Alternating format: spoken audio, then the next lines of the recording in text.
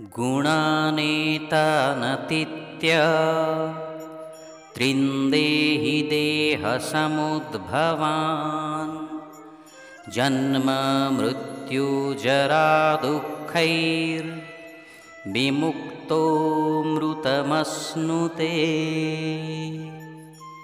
बंधुगण, सतो रज एवं तमो एई तीनोटी गुण ठारू बंचिबा संभव अटे।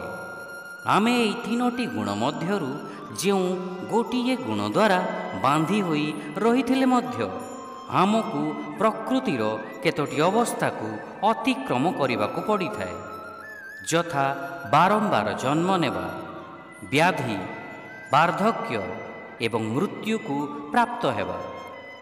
भौतिक जीवनर एई चारि गोटी मुख्य क्लेश अटे।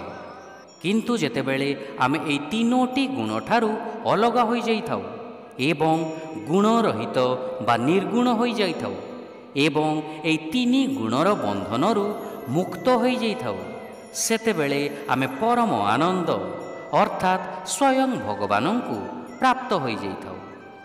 भौतिक आनंद यथा घर, गाड़ी, धन, परिवार इत्यादि क्षणिक अटे, किंतु परम आनंद बा प्रभुंक प्राप्ति चिरंतन एवं स्थायी अटे।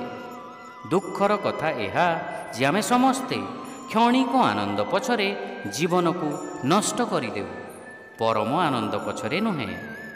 शिक्षा शरीर सहित जड़ित भौतिक प्रकृतिर तीनी गुण को अतिक्रम करी व्यक्ति जन्म, व्याधि, वार्धक्य आदि दुखरु मुक्त होई अमरत्व प्राप्त करे।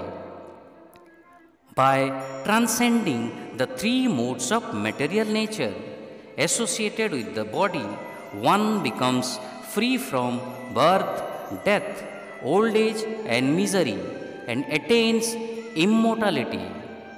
Hare Krishna.